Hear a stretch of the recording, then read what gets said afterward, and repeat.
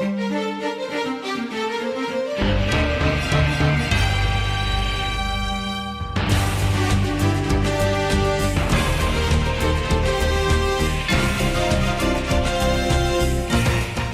afternoon.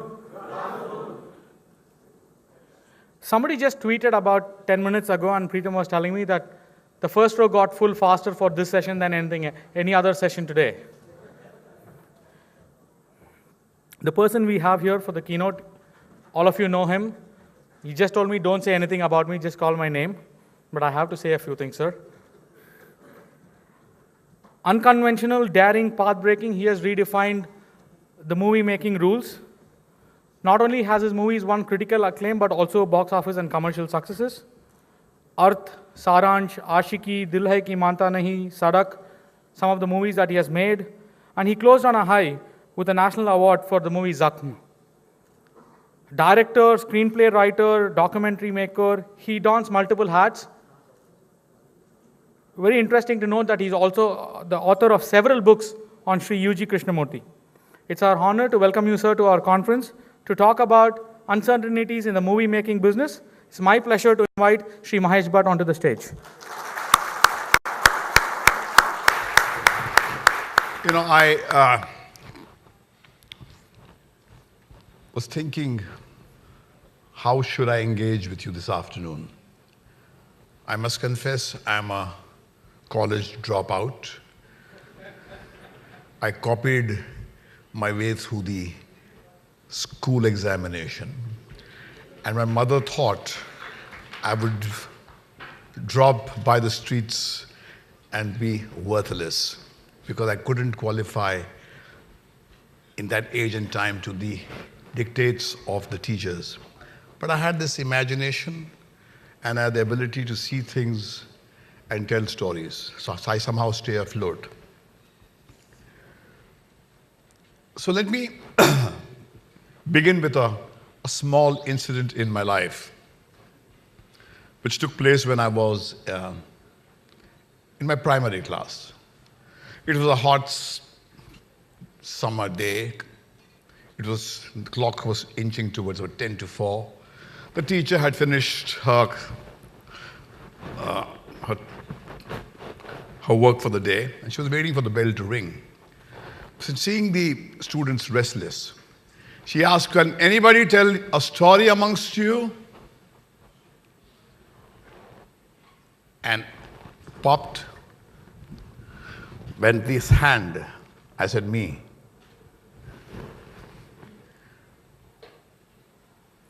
She says, come.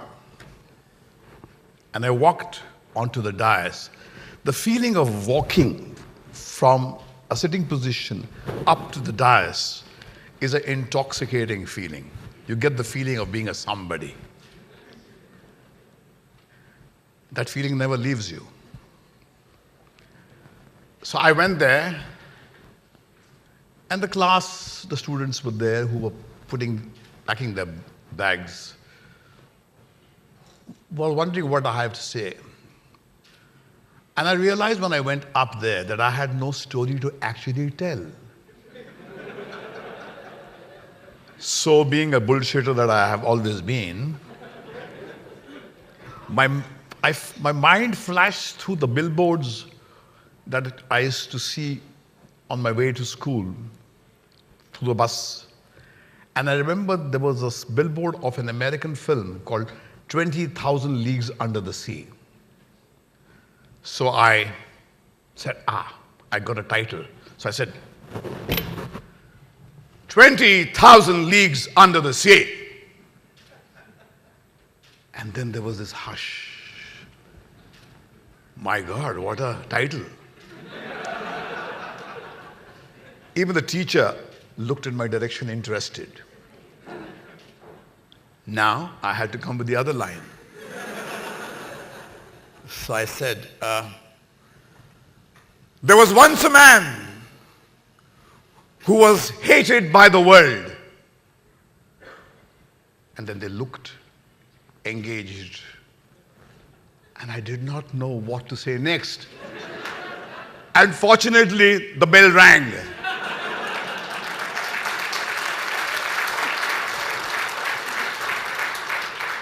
And when I got down, the boys came to me. Very good, huh? Very good, very good, very good.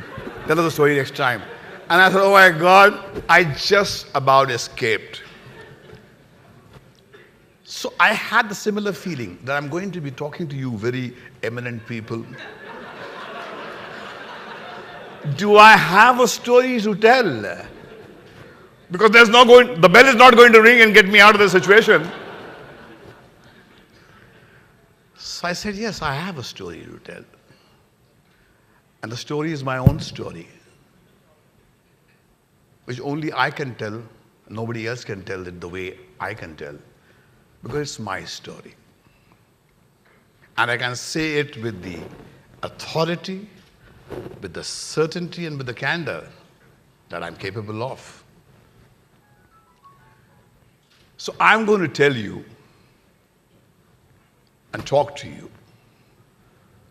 about things from my perspective, realizing that I am now 65 years old. I just turned 65 on the 20th of September. That I do not claim to have some special insight about life. I'm still bewildered by the magic and the mystery of life. I have, in the process of living, gathered a lot of words, picked up concepts, platitudes.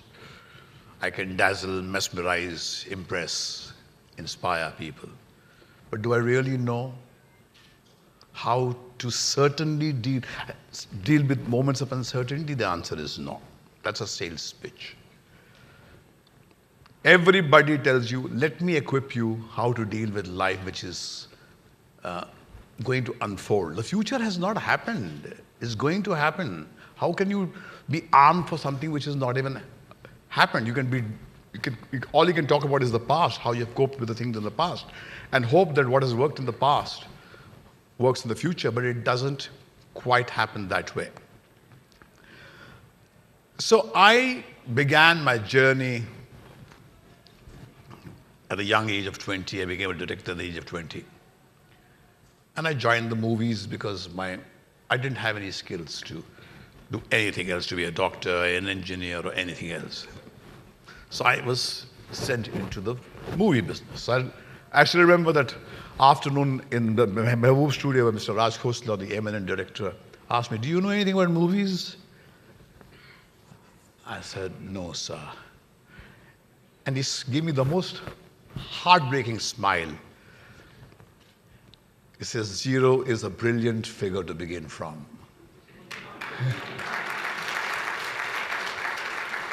So I think the first thing is, let us have the audacity to be at the threshold of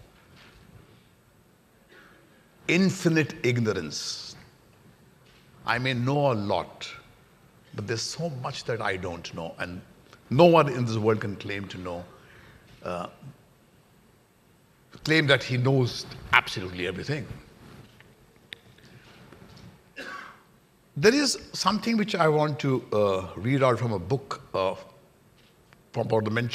he mentioned about this friend of mine, U.G. Krishnamurti, friend, philosopher, guide, not a guru, not a God man, who left some quotes of his with me, which I have put in a small book of questions.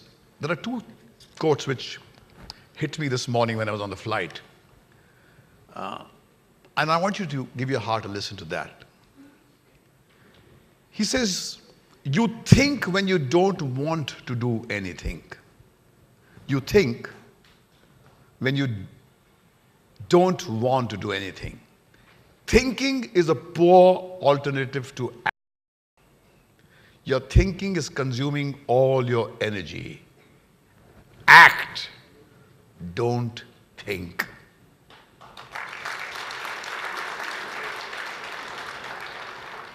I always tell my friend Ajay Kanchan, who is responsible for luring me into Gurgaon, that I've always fired first and aimed afterwards.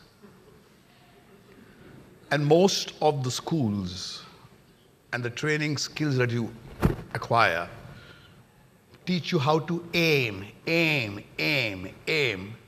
then your finger trembles and you never fire and you drop dead. So I learned filmmaking by filmmaking. As Mao Zedong said, you learn swimming by swimming.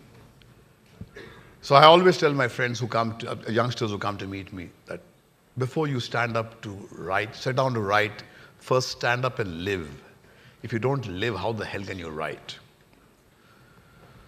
So how should I begin to tell you the story about the brilliantly uncertain world of movies? I tell people that I failed my ways. I failed my way to success. I failed so many times that success finally came my way.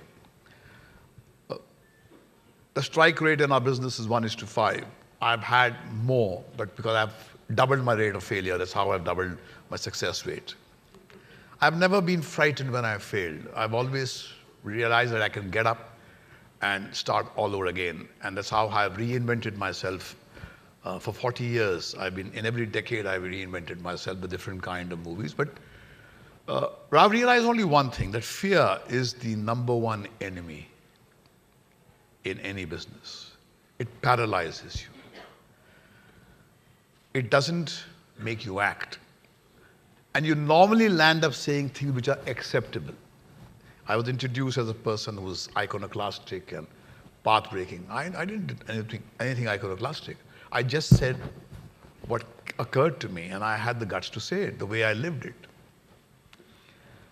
So I began my journey in the world of movies when I was 20, and I started making films the way they told me to make films, and they did not work. So my 20s were the most turbulent times of my life. That was a time when I got married at the age of 21. I was a father at the age of 22. I made a film which was banned by the censors called Manzile Aur Bhi Hain because it was accused of subverting the sacred institution of marriage. And I dropped LSD. I went through the spiritual bazaar. I went and sat down on the feet of masters like Osho Rajneesh, listened to the discourses of the greatest thinker India produced in the last decade, J. Krishnamurti. And I did that all because I couldn't make a mark. I had got into the world of movies and failed. And why I had failed? Because I had made movies on the terms of the marketplace. They told me these are the movies that work. So I made them. But they did not work. Till I met this man called J. Krishnamurti who de-linked me from the whole spiritual bazaar and said, look, you are going into the spiritual market because actually you don't have the guts to fight in this dog-eat-dog world which is out there. That's the only reality. Stand on people's toes, climb on their shoulders. That's the world. You have to go and fit in there. Fight. This kind of detour is not going to get you anywhere. So I was back into the real world. And then I made, after a catastrophic 20s, I call that the most traumatic phase of my life, but yet it laid the foundation for my life on which I built my entire edifice. I had a broken marriage, I had an extramarital affair, I had seen madness, and I'd hit the rock bottom. And then I made a film called Arth, a film which looked at the woman of India through brave new eyes. It articulated the woman's desire for self-emancipation. And it was plucked out from my own lived truths. But I did not tell it from my perspective. I chose to tell it from the perspective of my wife, whom I had wronged, and through the eye of the girlfriend, whom I had perhaps also wronged, and through the eyes of the women, whom we befriend. And we never look at the world from their perspective. And when I made Arth, the problem of certainty again loomed over our head, that will this movie work? How is it going to be received by the people of India? Because it had the most path-breaking climax, where the philandering husband comes back after his relationship with his mistress ends to his wife. And the wife asks, if I had come back to you having done the same thing, would you accept me? And the husband says no, and she says goodbye to him and walks away forever from him and doesn't jump into the boyfriend's bed. She also says bye-bye to the boyfriend and chooses to walk on our own two shaky feet and says, however shaky they are my feet. I had made this film and they said, but there's no way this film is going to work. So I said, why? This is what I know the women clamor for, they thirst for. They may not be able to do it, but they fantasize about this kind of freedom.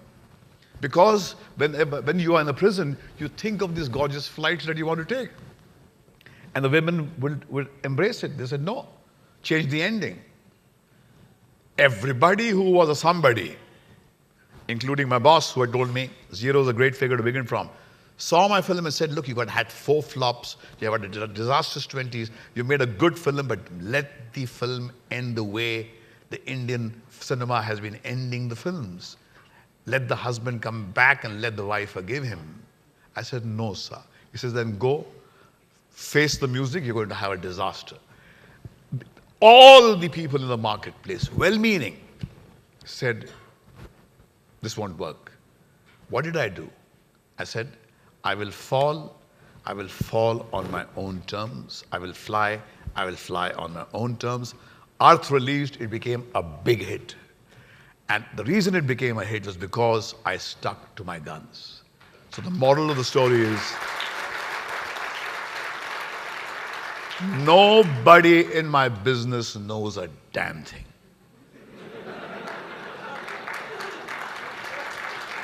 I have been in this business for 40 years. I may have a lot to show.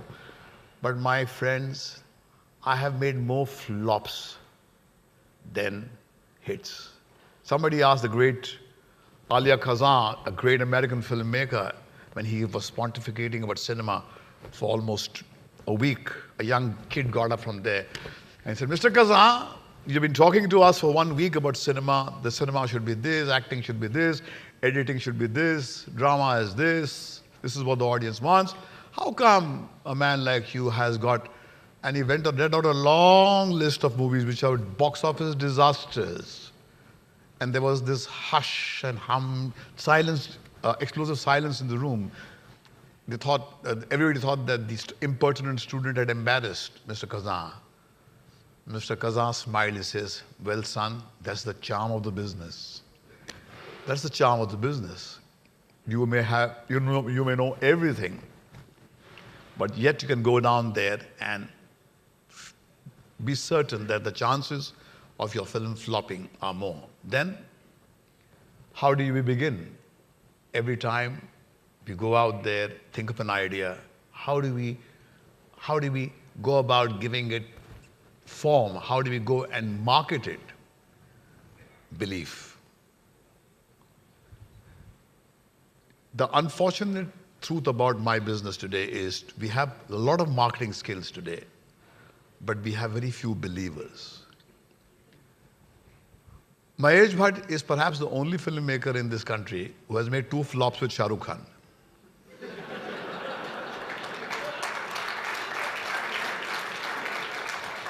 It means what? That whenever he thought he's leaning on some superstar on whose back he's going to take a piggyback ride and sail home, the audience says, get out, don't fool us. That was an act of crookery. That was name selling. That was like nowadays you all must know that even bad films have very good promos. So you can fool people to come into the hall, but you can't keep them there. But when I made films with rank newcomers, but I gave my heart to them, they worked like magic. The last film of mine, Ashiki 2, was made for 9.5 crores of rupees and has done more than 110 crore business. And why? Why? Because we took a team which believed in it.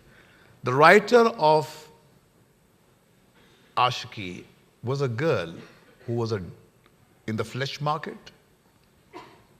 She went and danced in the bars.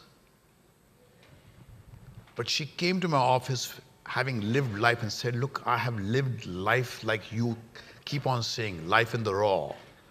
I have a fire to write.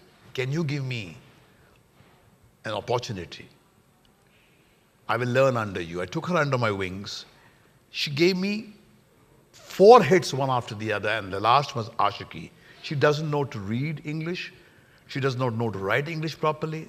She's a self-taught girl. But the hit was delivered because of her hard work.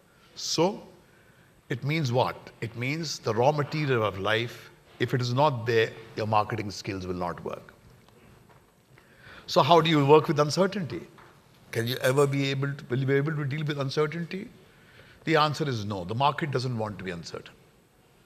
Every week, the audience tells you, no matter how big the name is, we are not interested. Yet, for 1 year, the investors want certainty. So they look at the performance of the filmmaker or the actor of the last film. Based on that, they begin to make another film, deluding themselves it's going to work the next time. And it doesn't work. So when I gave up direction in 1998 and I said I'm only going to promote young talent and do what is mentoring, I said we're going to be working without stars.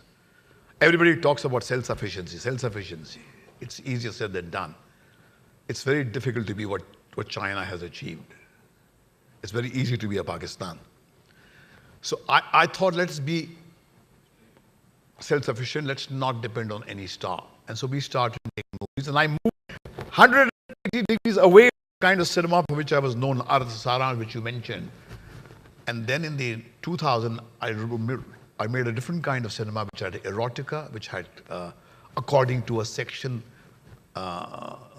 sleaze music, but I didn't give a tinker's damn. I was not going to be trapped by the bogus greatness that was being put on my head. I said, I'm here. The world has changed. 80s are different from the 21st century. India, from the Soviet socialist construct, has moved into a new liberal economy. The youngsters are seeing content on digital, through digital space in the World Wide Web. So I have to change my cinema. And I changed my cinema. In the last 15 years, we have come to a point where we are the only company which gives maximum return on investment. Our strike rate is stunning. And that is because we changed and we realigned ourselves to the times that we are living in. An organism that doesn't adapt to change dies. Dinosaurs did not die because they were not weak. Dinosaurs died because they couldn't adapt themselves. And so I met a lot of my buddies with whom I used to share the same platform because we were all award-winning great directors. And they said, oh, you have sold your soul. I said, yes, whether you sell soap or you sell salvation, you're still selling. I have no problem. I'm in the feel-good industry. I'm in the amusement business, and it's a very difficult thing to amuse. So I did not let my own non-existent greatness weigh me down, shackle me, because your yesterdays become a burden. And so I have survived for 40 years by continuously reinventing myself. But then the Barbie doll did the same thing. The great Amitabh Bachchan did the same thing. Its reinvention has been the way to cope with uncertainty. Because the need to be relevant to the generation of my friend's son, Harsh, is mine. And I have to understand what he wants. And yet, on the surface, he wants something which is different and distinct, but deep down, his yearning is for the same old narratives which amused my grandmother and my father. The storytellers face this obvious truth as the journey through life, that the mythologies of the regions that they live in trap them. Whether you like it or not, the mythologies of this country, the great Mahabharata, the great Ramayana, are going to influence your narratives. Because that's where the audience lives. They consume that narrative, so your stories are within that. I'm reminded of a conference I was invited to in Bangkok, where I was supposed to speak to creative heads of a very renowned advertising company called Emeritus Puris. I do not know why they called me. So I was told by the Emeritus Juris representative of Mumbai that their boss saw me on some television program in London and said that get this guy, I want him to go and talk to the creative heads in his tone and his tenor. So they gave me a free ride to Bangkok, and I went to Bangkok. And I saw all these very bright creative heads discussing the same thing. The same thing. How to be certain in uncertain times. So I said, you presume that I know. You presume, first of all, you presume. And you pay for my ticket and bring me here. You give me this pasta, which I eat, and then I do you a great favor and go back. I'm saying I don't know. And I can live with that not knowing. So the question was that they were sitting down discussing and looking for that holy grail. So I said, listen, I have my life story. Like I've been rambling about my life story. I started here, I did this. There's a different river flowing outside.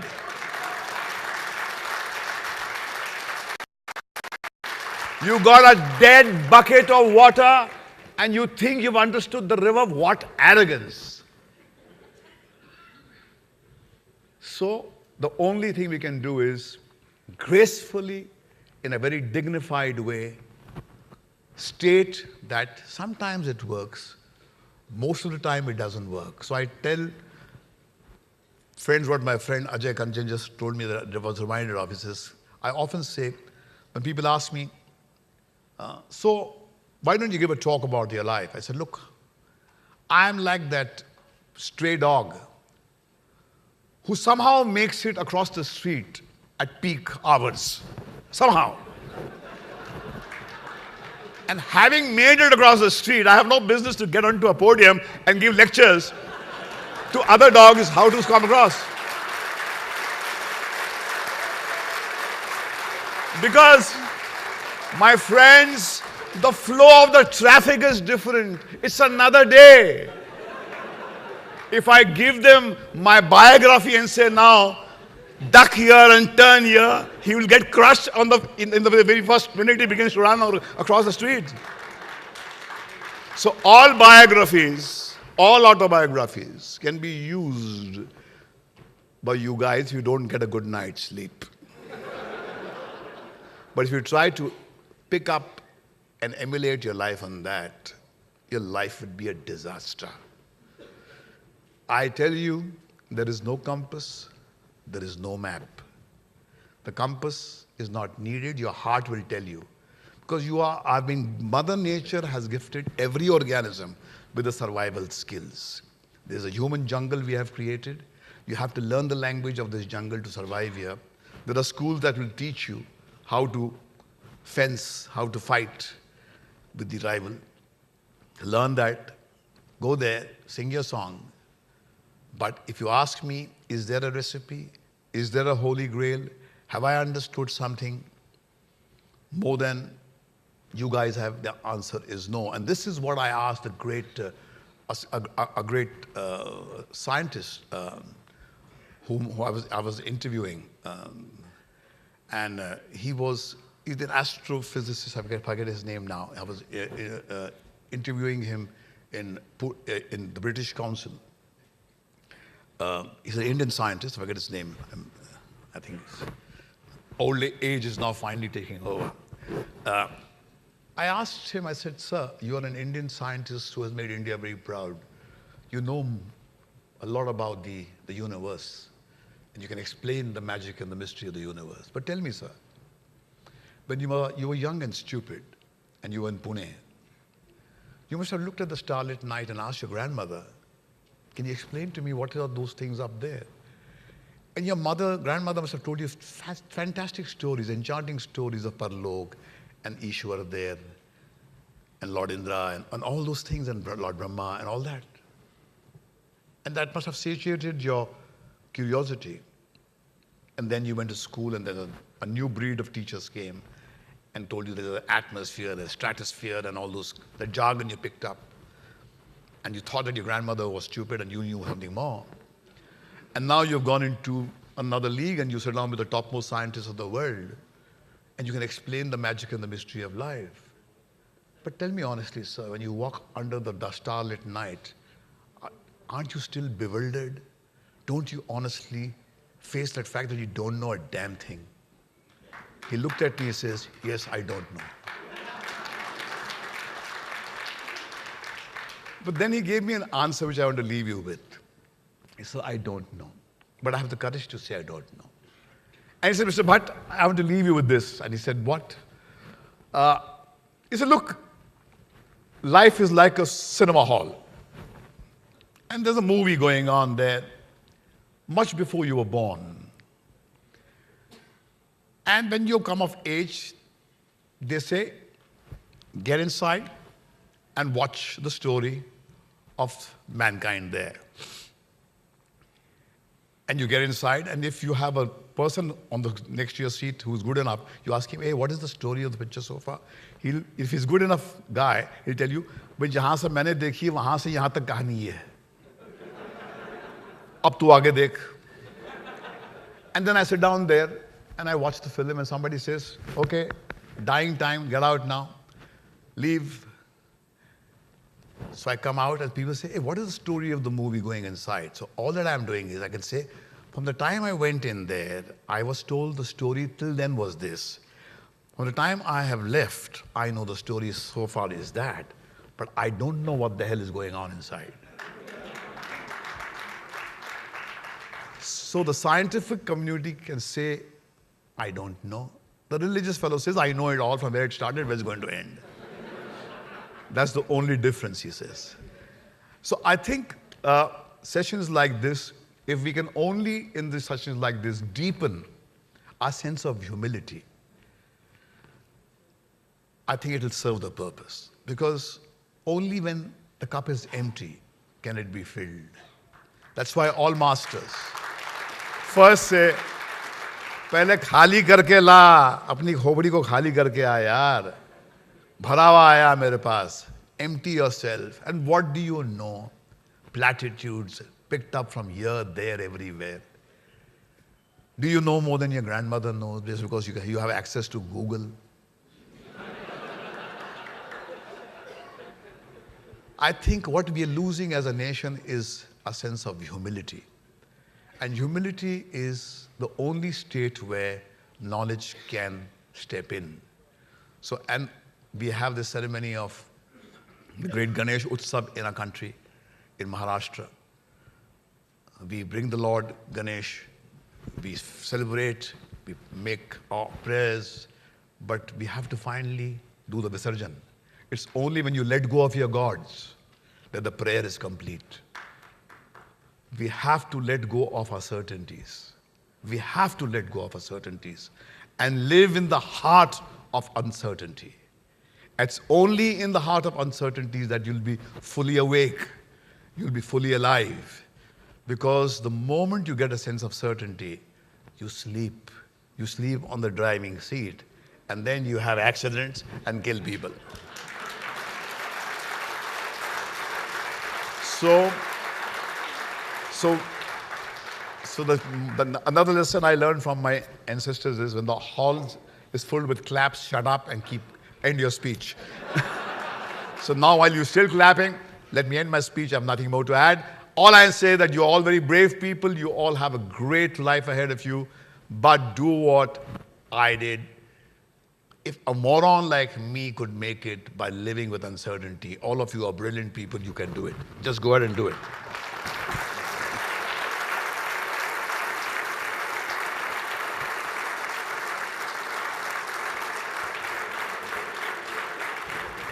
That was good.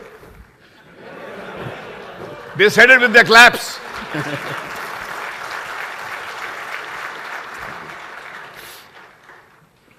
I don't know what to say, but I think that recurring theme that came from yesterday and what you said today again, fire first, aim afterwards, and then go paint the bullseye. Again, what you said about being brilliantly uncertain or embracing the uncertainty, that made a lot of sense for us. the importance of doing things our own way, learning to adapt, and continuously reinventing ourselves. And the most important thing I'm taking away is that we should all have the courage to say, I don't know, when we really don't know things. Yeah, I would rather be stupid than pretend to be intelligent. That way you're being proved correct. Thank you, sir. This was possibly the best post-lunch session I've ever attended in my life. Ain't I happy? We're going to request you to do a few things. I would now like to request Preetham up on stage. Preetham has been the project director for this conference, as you all know. So if you can give him a small memento. There's a memento. Hi.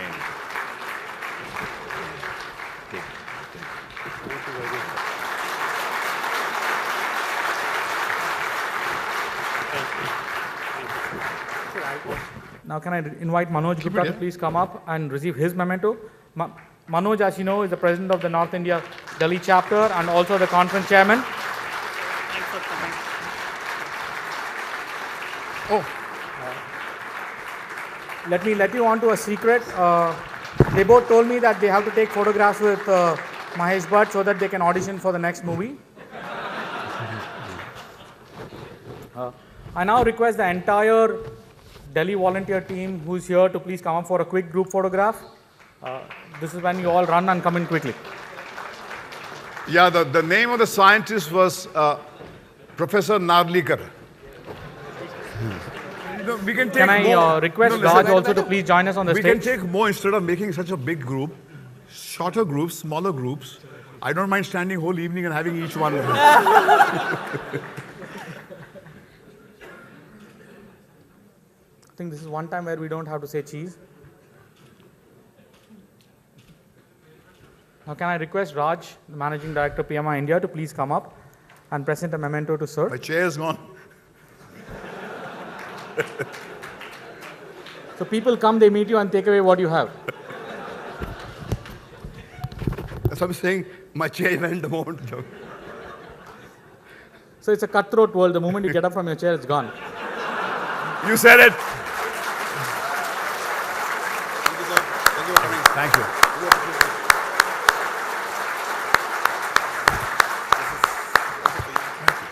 The memento from our side. Oh, you already got my Session, sir. You already? Oh my God. But I think he summed it up so brilliantly. The moment you get up from that chair, it's going to be taken away.